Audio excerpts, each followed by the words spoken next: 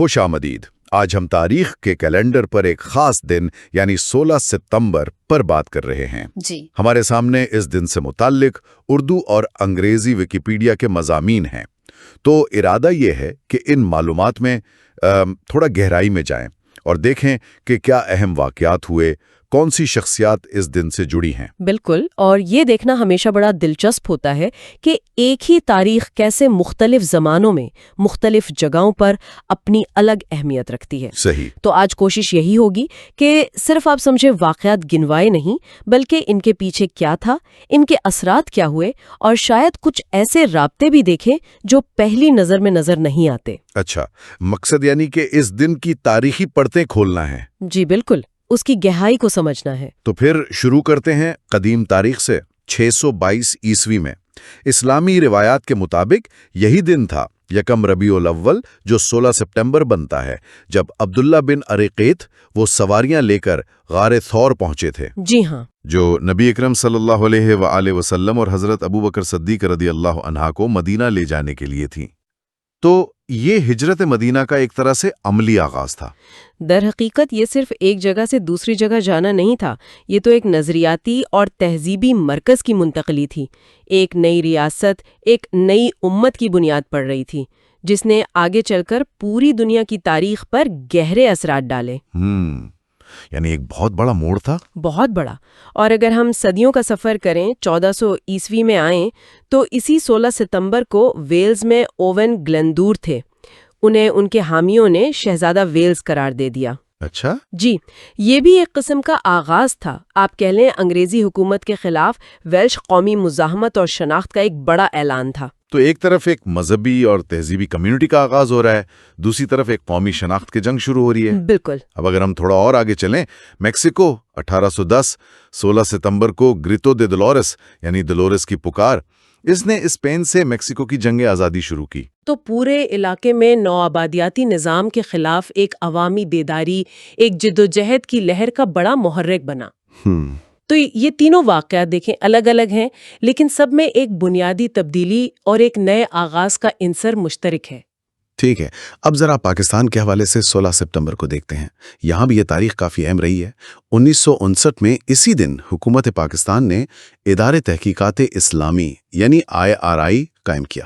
جی، تو اس کا مقصد کیا تھا؟ مطلب کیوں بنایا گیا تھا یہ ادارہ؟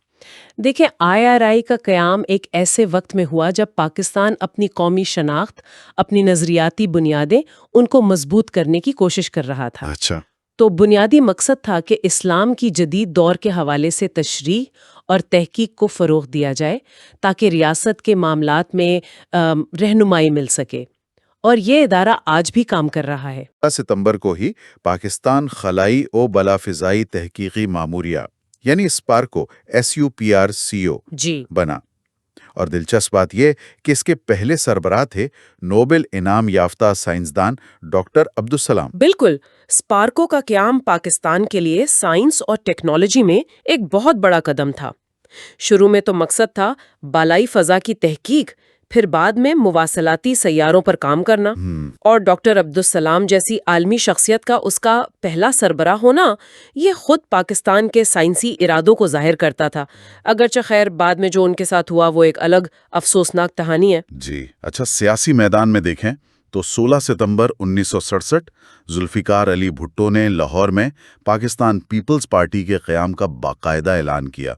یہ تو بہت بڑا سیاسی واقعہ تھا اس وقت کا۔ بلا شبہ یہ اعلان ایوب خان کے دور کے آخر میں ہو رہا تھا، جب سیاسی بے چینی بڑھ رہی تھی۔ ہاں، پیپلز پارٹی بنی روٹی کپڑا اور مکان کے نعرے کے ساتھ، اور اس نے پاکستان کی سیاست میں ایک نئی عوامی لہر، ایک سوشلسٹ رنگ پیدا کیا جس نے آنے والے سالوں میں ملک کی سیاست کا رخ ہی بدل دیا۔ اور معاشی میدان میں ایک اہم تبدیلی آئی 16 ستمبر 1971 کو۔ اسٹیٹ بینک آف پاکستان نے پاکستانی روپے کا تعلق برطانوی پاؤنڈ سے ختم کر دیا جی، اور امریکی ڈالر سے جوڑ دیا۔ اس فیصلے کے پیچھے کیا تھا؟ یہ فیصلہ دراصل عالمی معاشی نظام میں جو تبدیلیاں آ رہی تھیں ان کو دیکھ کر کیا گیا۔ برٹن ووڈ سسٹم کمزور ہو رہا تھا، اچھا، اور ڈالر آہستہ آہستہ دنیا کی تجارت کی بنیادی کرنسی بنتا جا رہا تھا۔ تو پاکستان کا یہ فیصلہ بھی عالمی رجحان کے ساتھ چلنے کی کوشش تھی۔ مقصد تھا تجارت اور مالیاتی استحکام لانا، لیکن اس کی جو طویل مدتی اثرات ہوئے ہیں خاص طور پر درآمدات پر، قرضوں پر، وہ ایک الگ بحث ہے۔ ٹھیک ہے، پھر آگے چلیں تو 16 ستمبر 1978 جنرل ضیاء الحق نے صدر پاکستان کا حلف اٹھایا۔ یہ مارشل لاء دور کا ایک اہم مرحلہ تھا۔ جی، فضل اللہ چودھری نے استعفیٰ دیا اور جنرل ضیاء صدر بن گئے۔ اس سے فوجی حکومت کی اقتدار پر گرفت اور مضبوط ہو گئی۔ ہاں، اور اس قدم نے ملک میں سیاسی عمل کی بحالی کو اور پیچھے دھکیل دیا اور ملک کی سماجی قانونی سمت پر بھی گہرے اثرات ڈالے، جس میں وہ اسلامائزیشن کا عمل بھی شامل ہے۔ دوسری طرف اسی تاریخ کو 1984 میں کراچی میں سوزوکی کار پلانٹ کا افتتاح ہوا۔ یہ ایک صنعتی پیش رفت تھی۔ بالکل، یہ پاکستان میں آٹو موبائل انڈسٹری کے لیے ایک اہم سنگ میل تھا۔ مقامی طور پر گاڑیوں کی پیداوار شروع ہوئی، اس سے جڑی صنعتیں پنپیں۔ یہ ملک میں جاپانی سرمایہ کاری اور ٹیکنالوجی کی آمد کا بھی ایک اشارہ تھا۔ لیکن یہی تاریخ 16 ستمبر 1992 ایک بڑے دکھ کی بھی یاد دلاتی ہے۔ ملتان اور آس پاس کے علاقوں میں تباہ کن سیلاب آیا تھا، جی ہاں، جس میں سینکڑوں بلکہ کہا جاتا ہے 900 افراد جاں بھاگ ہوئے۔ یہ واقعہ ہمیں یاد دلاتا ہے کہ پاکستان قدرتی آفات کی زد میں کتنا زیادہ ہے۔ یہ سیلاب دریائے چناب میں شدید بارشوں کی وجہ سے آیا تھا اور اس نے بہت بڑے پیمانے پر تباہی مچائی تھی۔ ایسے واقعات نہ صرف انسانی المیے ہوتے ہیں بلکہ ملک کے انفراسٹرکچر، معیشت، سب پر شدید دباؤ ڈالتے ہیں اور یہ بھی بتاتے ہیں کہ ہمیں ڈیزاسٹر مینجمنٹ کو کتنا بہتر کرنے کی ضرورت ہے۔ تو اگر پاکستان کے حوالے سے دیکھیں، 16 ستمبر کو ایک ہی تاریخ پر نظریاتی ادارہ بن رہا ہے، خلائی تحقیق شروع ہو رہی ہے، بڑی سیاسی جماعت بن رہی ہے، اہم معاشی پالیسی آ رہی ہے، فوجی صدر حلف لے رہا ہے، صنعتی ترقی ہو رہی ہے اور قدرتی آفت بھی آ رہی ہے۔ یہ تو بڑی پیچیدہ تصویر ہے۔ بالکل، یہی تو ظاہر ہوتا ہے کہ قومی تاریخ کوئی سیدھی لکیر نہیں ہوتی۔ اس میں تعمیر، ترقی، سیاسی اتھل پتھل، قدرتی آفات، انسانی المیے سب ساتھ ساتھ چلتے ہیں۔ یہ سارے واقعات پاکستان کے بننے، بگڑنے اور بدلنے کی کہانی کے الگ الگ پہلو ہیں۔ ٹھیک ہے، اب ذرا عالمی سطح پر چلتے ہیں۔ 16 ستمبر کے کچھ اور اہم واقعات۔ 1908 میں امریکہ میں جنرل موٹرز کارپوریشن یعنی GM اس کی بنیاد رکھی گئی۔ یہ تو صنعتی تاریخ کا بہت ہی بڑا نام ہے۔ یقیناً، GM کا بننا صرف آٹو موبائل انڈسٹری کے لیے نہیں بلکہ 20ویں صدی کی پوری صنعتی معیشت کے لیے ایک انقلابی قدم تھا۔ اچھا، اس نے وہ جو ماس پروڈکشن ہوتی ہے، بڑے پیمانے پر پیداوار اور کارپوریٹ کلچر، ان سب کو نئی شکل دی۔ یہ صنعتی طاقت اور امریکی معیشت کی ایک علامت بن گئی۔ لیکن اسی امریکہ میں 1920 میں 16 ستمبر کو وال سٹریٹ پر ایک بم دھماکہ ہوا، 38 لوگ مارے گئے، سینکڑوں زخمی ہوئے۔ یہ کیا تھا؟ یہ امریکہ کی تاریخ میں آپ کہہ سکتی ہیں شروع کی دہشت گردی کی کارروائیوں میں سے ایک سمجھا جاتا ہے۔ ذمہ داری تو کسی نے قبول نہیں کی، لیکن شک تھا انارکسٹ گروہوں پر۔ اس واقعے نے امریکہ کے معاشی مرکز کو ہلا کر رکھ دیا تھا اور ملک میں سیاسی شدت پسندی اور امیگریشن کے حوالے سے خوف اور بحث کو جنم دیا تھا۔ آگے بڑھتے ہیں۔ 1963 16 ستمبر کو ملیشیا کا قیام عمل میں آیا۔ اس میں فیڈریشن آف ملایا، سنگاپور، شمالی بورنیو جو اب صبا ہے اور ساراواک شامل تھے۔ جی، یہ جنوب مشرقی ایشیا میں ایک اہم جغرافیائی اور سیاسی تبدیلی تھی۔ مختلف ثقافتوں، مختلف تاریخوں والی اکائیوں کو ملا کر ایک نیا ملک بنانے کی کوشش تھی برطانوی نوآبادیاتی دور کے خاتمے کے بعد۔ ٹھیک، اگرچہ سنگاپور بعد میں الگ ہو گیا، لیکن ملیشیا کا بننا اس خطے کی تاریخ کا ایک اہم باب ہے۔ پھر 1975 میں پاپوا نیو گینی نے آسٹریلیا سے آزادی حاصل کی۔ جی، اور اسی سال 16 ستمبر کو 3 افریقی ملک کیپ ورڈی، موزمبیک اور ساؤ ٹومے و پرنسپے اقوام متحدہ کے رکن بنے۔ یہ 1975 کا سال ویسے بھی ڈی کولونائزیشن یعنی نوآبادیاتی نظام کے خاتمے کے عمل میں بہت اہم تھا۔ ہاں، پاپوا نیو گینی کی آزادی اور ان افریقی ممالک کی اقوام متحدہ میں شمولیت، یہ سب نئے آزاد ہونے والے ممالک کے عالمی برادری میں اپنا مقام بنانے کی علامت تھی۔ 1982 میں لبنان میں صبرا و شاتیلا پناہ گزین کیمپوں میں قتل عام کا واقعہ پیش آیا۔ ہم یہاں غیر جانبداری سے صرف اس واقعے کا ذکر کر رہے ہیں جیسا کہ ذرائع میں ملتا ہے۔ جی، یہ واقعہ لبنان کی خانہ جنگی کے دوران پیش آیا تھا۔ یہ فلسطینی پناہ گزین کیمپ تھے جہاں لبنانی ملیشیا نے اسرائیلی فوج کے محاصرے کے دوران سینکڑوں بلکہ شاید ہزاروں غیر مسلح مردوں، عورتوں اور بچوں کو قتل کیا۔ بہت افسوسناک۔ اس واقعے نے دنیا بھر میں شدید غم و غصہ پیدا کیا تھا اور جنگ کے دوران عام شہریوں کے تحفظ کے حوالے سے بہت سنگین سوالات اٹھائے تھے۔ ایک قدرے مثبت پیش رفت ہوئی 1987 میں جب اوزون طے کے تحفظ کے لیے مونٹریال پروٹوکول پر دستخط ہوئے۔ اسے کافی کامیاب سمجھا جاتا ہے نا، کیوں؟ جی ہاں، مونٹریال پروٹوکول کو ماحولیاتی ڈپلومیسی کی تاریخ میں ایک شاندار کامیابی مانا جاتا ہے۔ اچھا۔ اس کی کامیابی کی بڑی وجہ یہ تھی کہ اس نے واضح سائنسی ثبوتوں کی بنیاد پر اوزون تہہ کو نقصان پہنچانے والے کیمیکلز، وہ CFCs وغیرہ، ان کے استعمال کو مرحلہ وار ختم کرنے کے لیے عالمی اتفاق رائے پیدا کیا۔ اس نے نہ صرف اوزون تہہ کی بحالی میں مدد دی بلکہ یہ بھی ثابت کیا کہ دنیا کے ماحولیاتی مسائل پر مؤثر بین الاقوامی تعاون ممکن ہے۔ اور بالکل حال ہی میں 2022 میں ایران میں مہسا امینی کی دوران حراست وفات ہوئی، جس کے بعد دنیا بھر میں احتجاج شروع ہوئے۔ ہم اس واقعے کو بھی غیر جانبداری سے ہی بیان کر رہے ہیں۔ جی، یہ واقعہ ایران میں لازمی حجاب کے قوانین کے نفاذ کے تناظر میں پیش آیا۔ مہسا امینی کی موت نے ایران سمیت دنیا بھر میں انسانی حقوق، خاص طور پر خواتین کے حقوق اور ریاستی جبر کے خلاف بہت بڑے پیمانے پر احتجاج کو جنم دیا اور یہ ایک عالمی سطح پر اہم موضوع بن گیا۔ تو عالمی سطح پر اگر 16 ستمبر کو دیکھیں، صنعتی انقلاب بھی ہے، دہشت گردی بھی، نئے ملک بھی بن رہے ہیں، انسانی عالمیے بھی ہو رہے ہیں اور عالمی ماحولیاتی تعاون بھی، سب کچھ ایک ہی تاریخ کے ارد گرد ہے۔ بالکل، یہی تو تاریخ کی دلچسپ اور کبھی کبھی پریشان کن حقیقت ہے۔ ایک ہی دن انسانی کامیابی اور ناکامی، امید اور مایوسی، تعمیر اور تخریب دونوں کا گواہ ہو سکتا ہے۔ یہ واقعات ہمیں یاد دلاتے ہیں کہ عالمی تاریخ کتنی متنوع ہے اور کیسے یہ سب ایک دوسرے سے جڑی ہوئی ہے۔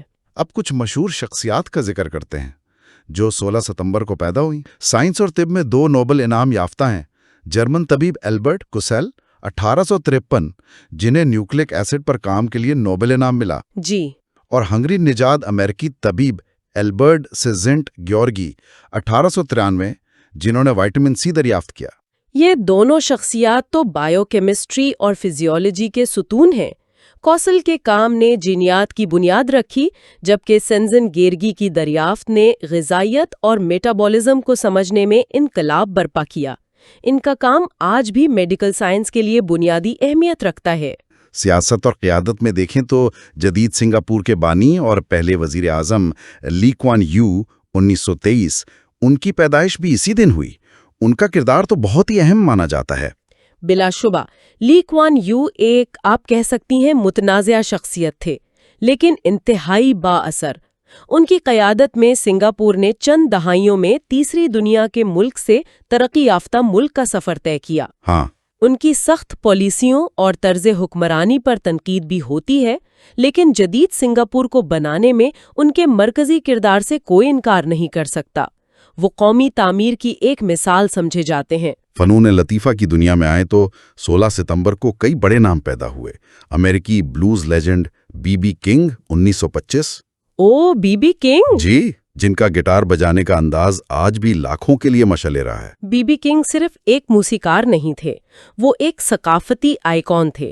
انہوں نے بلوز موسیقی کو دنیا بھر میں مقبول بنایا اور ان کا اثر راک اینڈ رول سے لے کر پاپ تک ہر جگہ محسوس کیا جا سکتا ہے۔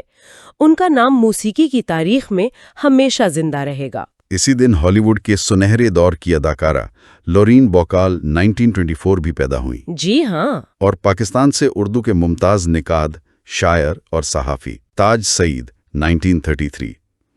ان کی تاریخ پیدائش بھی 16 سپٹمبر ہے۔ لورین بوکال اپنی خوبصورتی، اپنی وہ مخصوص آواز اور مضبوط کرداروں کے لیے بہت مشہور تھیں۔ وہ ہالی ووڈ کی تاریخ کا ایک اہم حصہ ہے، اور تاج سعید صاحب نے پاکستان میں اردو ادب، تنقید اور صحافت میں بہت قابل قدر خدمات انجام دیں۔ تو یہ فہرست دکھاتی ہے کہ ایک ہی تاریخ کیسے مختلف شعبوں اور ثقافتوں میں تخلیقی صلاحیتوں کے سامنے آنے کا دن بن سکتی ہے۔ اب آخر میں ان اہم شخصیات کا ذکر جن کا انتقال 16 ستمبر کو ہوا۔ ان میں لیبیا پر اطالوی قبضے کے خلاف جدوجہد کرنے والے عظیم رہنما عمر مختار 1931 شامل ہیں۔ انہیں اسی دن پھانسی دی گئی تھی۔ عمر مختار نوا آبادیاتی دور کی مزاحمت کی ایک لازوال علامت ہیں۔ ان کی شہادت نے انہیں لیبیا اور پوری عرب دنیا میں قومی ہیرو بنا دیا۔ ان کی کہانی آج بھی جبر کے خلاف کھڑے ہونے اور جدوجہد کرنے کی پریرنا دیتی ہے۔ بالکل۔ سائنس کے میدان میں ملیریا پر تحقیق کرنے والے نوبل انعام یافتہ برطانوی طبیب سر رونلڈ راس 1932، ان کا انتقال بھی اسی دن ہوا۔ ان کا کام کتنا اہم تھا۔ رونلڈ راس کا کام انسانی صحت کے لیے انقلابی تھا۔ انہوں نے یہ دریافت کیا کہ ملیریا مچھروں کے ذریعے پھیلتا ہے۔ اچھا۔ اس ایک دریافت نے ملیریا کی روک تھام اور علاج کے لیے راستے کھول دیے اور لاکھوں جانیں بچانے میں مدد کی۔ پبلک ہیلتھ کی تاریخ میں ان کا نام سنہرے حروف میں لکھا جاتا ہے۔ اور نفسیات کی دنیا میں بچوں کی ذہنی نشو و نما پر اپنے نظریات کے لیے مشہور سوئس ماہر نفسیات ژان پیاژے 1980 میں بھی اسی دن وفات پا گئے۔ پیاژے کے نظریات نے تعلیم اور ڈیولپمنٹل سائیکالوجی یعنی ترقیاتی نفسیات کے شعبوں کو بہت گہرائی سے متاثر کیا۔ انہوں نے بتایا کہ بچے کیسے سوچتے ہیں، دنیا کو کیسے سمجھتے ہیں۔ ان کا کام آج بھی اساتذہ، والدین، ماہرین نفسیات سب کے لیے بنیادی حیثیت رکھتا ہے۔ فنون لطیفہ سے تعلق رکھنے والی عظیم یونانی اوپرا گلوکارہ ماریا کالاس 1977، ان کا انتقال بھی 16 ستمبر کو ہوا۔ ماریا کالاس لا ڈیوائنا یعنی خدائی گلوکارہ کہا جاتا تھا انہیں۔ وہ نہ صرف اپنی آواز بلکہ اپنی ڈرامائی صلاحیتوں کے لیے بھی مشہور تھیں۔ انہوں نے اوپرا کو ایک نئی زندگی بخشی اور وہ 20ویں صدی کی سب سے زیادہ بااثر اور مشہور اوپرا گلوکاروں میں شمار ہوتی ہیں۔ پاکستان کے حوالے سے دیکھیں تو مزار قائد کے ماہر تعمیرات یحییٰ مرچنٹ، ان کا انتقال 1990 میں اسی دن ہوا۔ جی۔ اور حال ہی میں 2023 میں معروف بلوچی شاعر و ادیب مبارک قاضی بھی 16 ستمبر کو ہم سے جدا ہوئے۔ یحییٰ مرچنٹ کا ڈیزائن کردہ مزار قائد کراچی کی پہچان ہے، پاکستان کی قومی علامت ہے۔ ان کا کام فن تعمیر کا ایک شاہکار ہے۔ بالکل۔ دوسری طرف مبارک قاضی جدید بلوچی شاعری کا ایک بہت بڑا نام تھے۔ ان کی شاعری میں مزاحمت، محبت، بلوچی ثقافت کے رنگ بہت نمایاں تھے۔ ان کی وفات بلوچی ادب کے لیے یقیناً ایک بڑا نقصان ہے۔ تو آج ہم نے 16 ستمبر کے حوالے سے تاریخ کے کئی رنگ دیکھے۔ ایک طرف قومی آزادی کی جدوجہد ہے، نئے ملک بن رہے ہیں، سائنسی دریافتیں ہو رہی ہیں، صنعتی ترقی ہو رہی ہے۔ جی۔ تو دوسری طرف جنگیں ہیں، المیے ہیں، سیاسی اتھل پتھل ہے، قدرتی آفات ہیں، اور ان سب کے بیچ میں وہ لوگ ہیں جنہوں نے اپنے اپنے شعبوں میں دنیا پر گہرا اثر ڈالا۔ بالکل۔ یہ جائزہ اس بات کی تصدیق کرتا ہے کہ تاریخ کوئی رکی ہوئی چیز نہیں ہے، یہ مسلسل حرکت میں رہنے والا ایک عمل ہے جس میں انسانی تجربے کی پوری وسعت، کامیابی، ناکامی، تخلیق، تخریب، امید، مایوسی، سب کچھ سمایا ہوا ہے۔ صحیح۔ ہر دن لا تعداد کہانیوں کا مجموعہ ہوتا ہے جو ہمیں انسانی حالت کی پیچیدگی کے بارے میں سکھاتی ہیں۔ سامعین کے لیے ایک اختتامی سوچ چھوڑتے ہیں۔